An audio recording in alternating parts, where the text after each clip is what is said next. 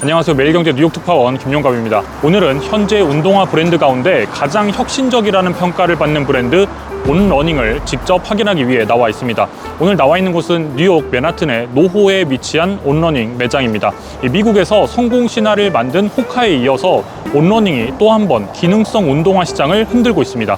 구멍이 뚫린 독특한 밑창으로 유명해진 운동화, 그리고 투박하지만 기능성에 집중한 운동화, 무섭게 성장하고 있는 온러닝은 어떤 운동화일까요? 온러닝 운동화를 실제로 보면서 확인해 보도록 하겠습니다.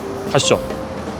온러닝은 스위스의 올리비어 베른하르트 선수로부터 시작이 됐습니다. 이 올리비어 베른하르트는 트라이애슬론, 그러니까 수영, 사이클, 달리기로 이루어진 소위 철인 3종 경기의 선수였습니다. 이 선수 시절에 3개의 세계 선수권 대회, 그리고 1개의 유럽 선수권 대회, 15개의 스위스 선수권 대회 타이틀을 따낸 전설적인 인물이었습니다. 사실 처음부터 직접 사업을 할 생각은 없었는데요. 사업으로 새로운 운동화를 만들겠다는 생각보다는 새로운 경험과 느낌을 만들고 싶다고 생각을 했습니다. 그래서 당시에 나이키의 후원을 받던 이 베른하르트는 새로운 제품의 아이디어를 가지고 나이키에게 갔으나 거절을 당합니다.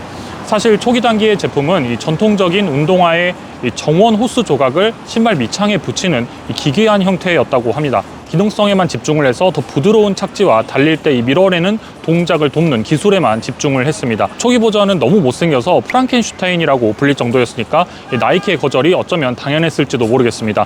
결국 본인이 직접 사업에 나서게 되는데요. 이 친구인 카스파 코페티 그리고 데이비드 알레만에게 아이디어를 소개를 합니다. 그런데 그들도 이 첫 제품을 보고는 이 첫 제품이 별로라고 생각을 했습니다. 실제로 하지만 신어보고 나서는 마음이 바뀌었습니다. 마치 스키를 타는 것 같다라고 하는 이 독특한 느낌의 착용감을 느끼고 마음을 돌리게 됐습니다. 이렇게 3명의 친구가 2010년에 스위스의 취리히에서 온홀딩이라고 하는 회사를 설립합니다. 그리고는 이 러너들 사이에서 인기를 끌게 됩니다. 스포츠업계의 혁신적인 스타트업이 받는 ISPO 이 브랜드 뉴 어워드를 받으면서 인정을 받게 됩니다. 그리고 온러닝이 본격적으로 인지도를 얻은 것은 이 테니스의 전설이자 스위스의 운동선수인 로저 페더러와의 만남이 컸습니다.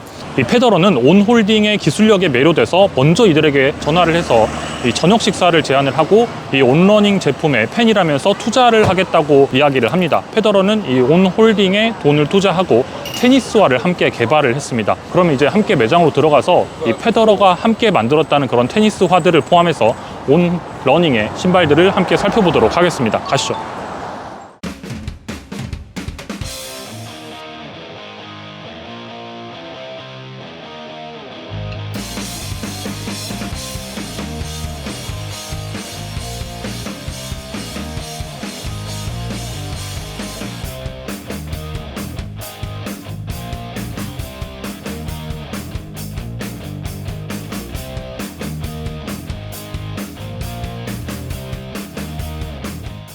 사실 그 클라우드 네오라고 하는 제품이 좀 궁금하긴 한데, 개인적으로는 제일 기본적으로 많이 신는 것들 먼저 봐야겠죠. 이렇게 밑솔이 이렇게 구멍이 뚫려 있잖아요. 뽕뽕뽕뽕. 이 쿠셔닝이 원래 보통 신발들은 이렇게만 되잖아요. 근데 얘는 이렇게 옆에 더 쿠셔닝이 있는 거니까, 예를 들어서 무게중심이 옆에 있다라고 하면 옆에 있는 것도 다 쿠셔닝이 들어가는 거예요. 그래서 그런 점들이 이게 기술력의 하나라고 할 수 있는 거죠. 선수용. 와, 진짜 가볍다. 클라우드 몬스터. 이거 진짜 특이하게 생겼다. 밑에 좀 보세요. 아웃솔 좀. 여기가 지금 다 반대편이 이렇게 보일 정도로 구멍이 다 뚫려 있어요. 이게 169.99달러, 170달러. 테니스화로 오니까 뒤꿈치 다시 정상적으로 돌아왔네요. 여기 보면 지금 뒤꿈치가 이렇게 반듯하잖아요. 그래서 가만히 서 있을 때도 이렇게 서 있을 수 있게 반듯하거든요. 근데 여기 옆에서 와서 보잖아요. 이렇게 가만히 서 있으면 뒤로 이렇게 앞으로 통 이렇게 되더라고요. 그래서 무슨 말인지 알겠어요. 사람들이 되게 신기하다고 하는 게. 한번 신어보겠습니다. 와, 근데 진짜 발 딱 잡아주네. 근데 이게 느낌이 진짜 기존에 신어봤던 신발에는 아예 없는 느낌이에요. 호카랑도 진짜 다르네. 호카는 단순히 약간 쿠셔닝이 푹신푹신하다 이런 느낌이 좀 강했는데, 이거는 약간 느낌이 좀 달라요. 운동화가 아니라 진짜 누구 표현 말대로 약간 스키 위에 있는 것 같다? 약간 좀 이렇게 뭔가 미끄러질 것 같은. 진짜 이건 뛰기 위해서 만들어진 신발인 것 같다.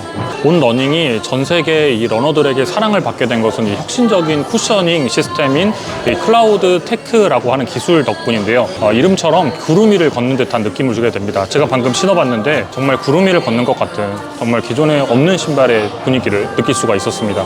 사실 호카에서도 느끼셨겠지만 요즘 신발 업계에서는 이 아웃솔의 기술력 경쟁이 굉장히 치열합니다. 이 온러닝의 신발들을 보면 이 대부분 구멍이 뚫려 있는 독특한 형태의 밑창을 보실 수가 있습니다.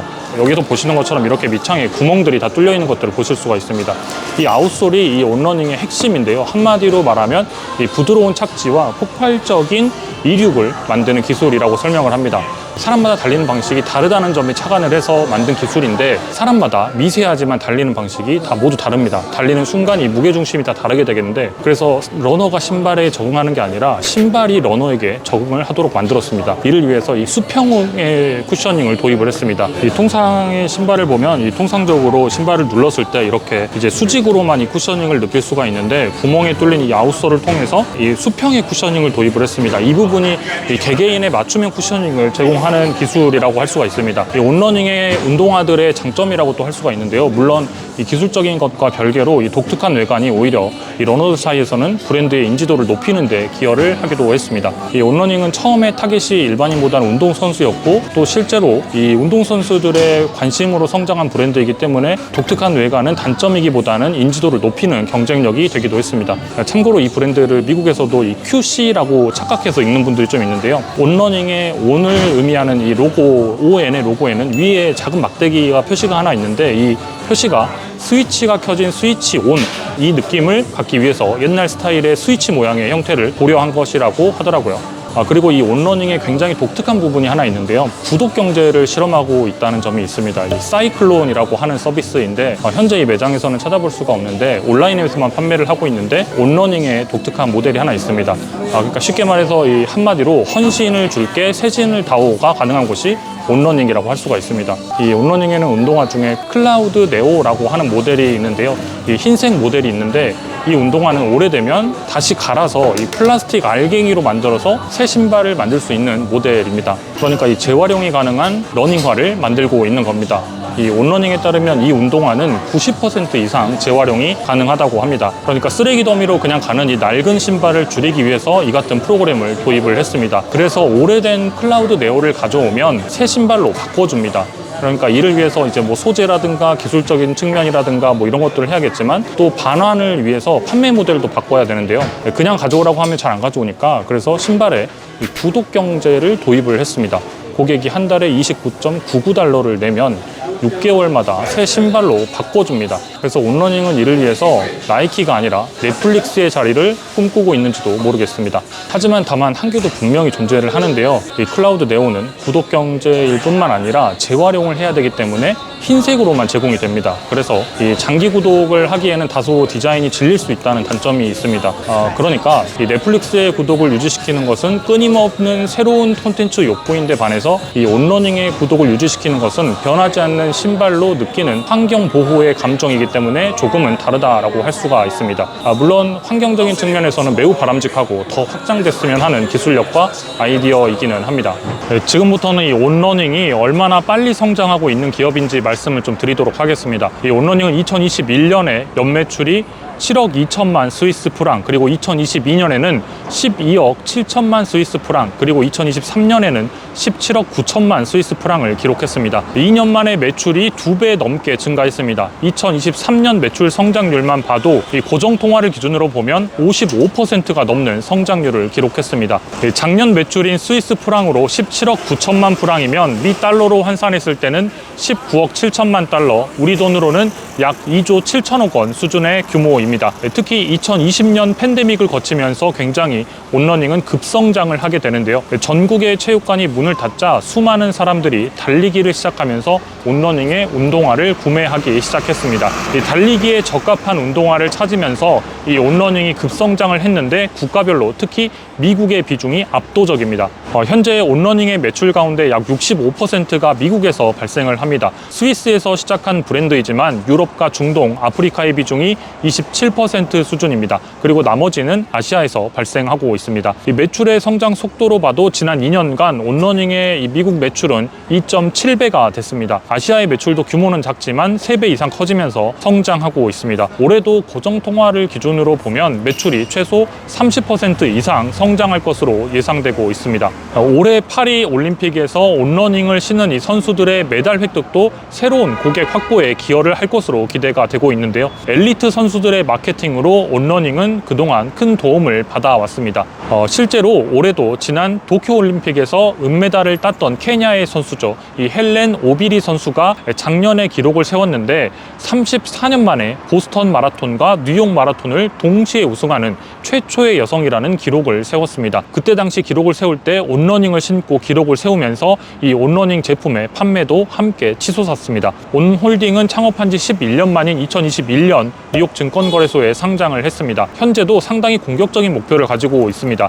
이 IPO 상장 이후에 2년 만에 매출이 2배로 증가를 했고 이제는 2026년까지 또 한 번 매출을 2배로 늘려서 성장을 하겠다는 의지를 드러내고 있습니다. 2026년 매출 목표는 그래서 40억 달러에 육박합니다. 다만 일각에서는 이 온홀딩의 수익성에 대한 의문을 제기하고 있습니다. 이 매출 증가와 함께 주가도 상승 랠리를 이어가기 위해서는 수익성이 개선될 필요가 있고 또 지나치게 증가하고 있는 이 매출 원가도 개선되어야 한다는 지적이 있습니다.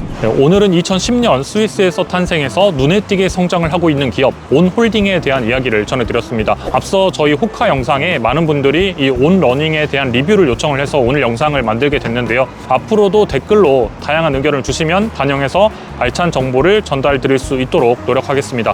오늘 영상 재밌게 보셨다면 매경 월가월부 구독과 좋아요, 댓글까지 부탁드리겠습니다. 감사합니다.